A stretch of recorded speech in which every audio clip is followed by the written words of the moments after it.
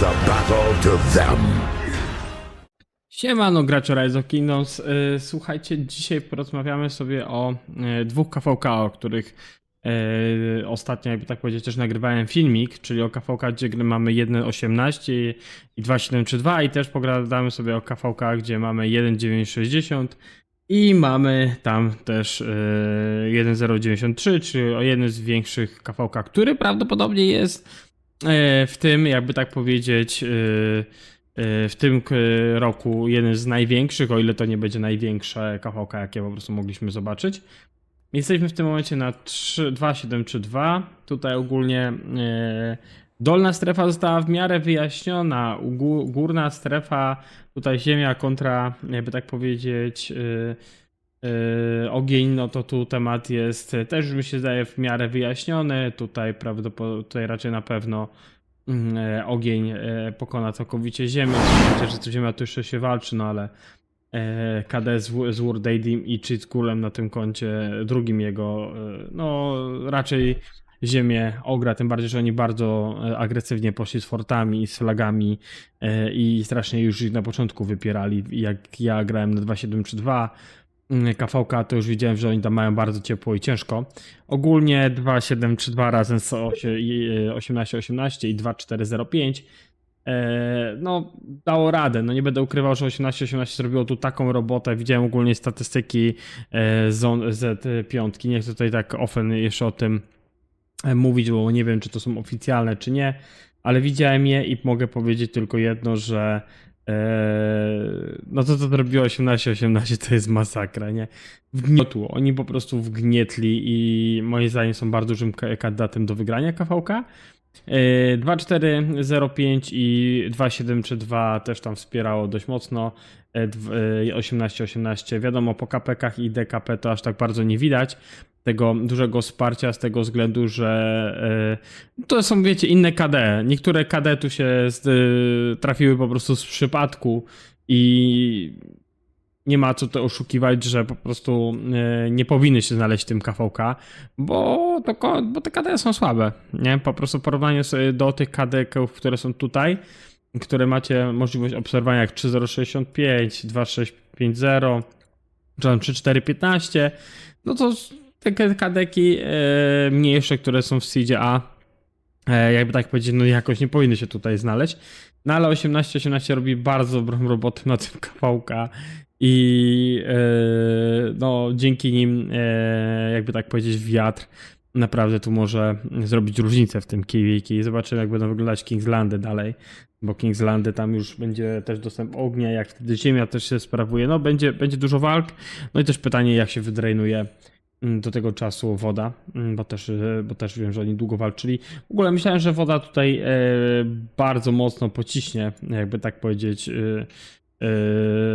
w wiatr i na początku jak tam walczyłem, to powiem wam, że trady nie wyglądały cudownie. Było widać, że trafiasz na konta, które są bardzo mocno poszły w technologię, które bardzo mocno mają marsze.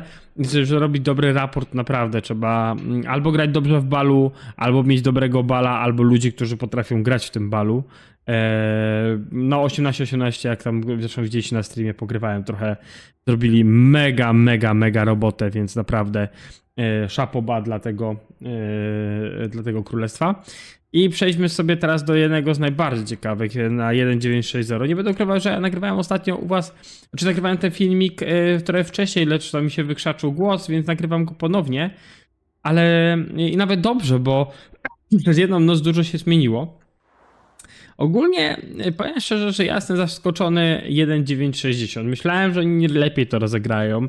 W ogóle na sam start, jak mogliście zobaczyć, 2.377 rozegrało to bardzo mocno pod względem terenu i ja tam kiedyś mówiłem też na streamie, że ciężko będzie 1.960, chociaż miałem takie przeczucie, że oni dadzą radę, że oni, wiecie, wejdą tutaj w tą strefę, a oni w tym momencie no bardzo sobie jakby tak tutaj ten temat jakby tak powiedzieć, no pocisnęli i przejęli pasa, wrzucili wszystko w forty, zabezpieczyli całą przełęcz pas piątki, farmami porobili random TP, zaczęli budować, zaczęli jakby tak powiedzieć z góry i z dołu zabudowywać 1.960. 1.960 zaczęło mieć coraz mniej miejsca. Byli jakby tak powiedzieć z dwóch stron otoczeni i oni walczyli głównie przy tym Hieronie tutaj, gdzie jest 60 GT, bo głównie tutaj takie walki się toczyły. Niektórzy się śmiali, że GT sobie zrobiło mur chiński, jakby tak od jednej strony do drugiej strony ścianki, tak wam tu pokazuję. I no 2.377 jestem w szoku, bo no moim zdaniem, no, rozjechało, nie? Rozjechało 1.960. Przypuszczam, że 1.960 też. Przypuszczam, że 1.960 też. No, tak jak mówiłem wcześniej, polegli bardzo taktycznie. Potem nie potrafili tego jakoś naprawić.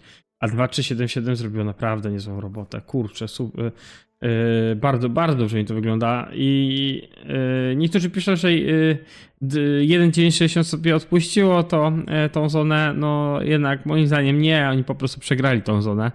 Gdzie dla porównania 1.093, gdzie też mam na bieżąco raporty, stamtąd zaraz wam zresztą pokażę, bo tutaj mamy od Gwyna raporty, no to te raporty wyglądają bardzo ładnie. Oni sobie dają radę z 1.365.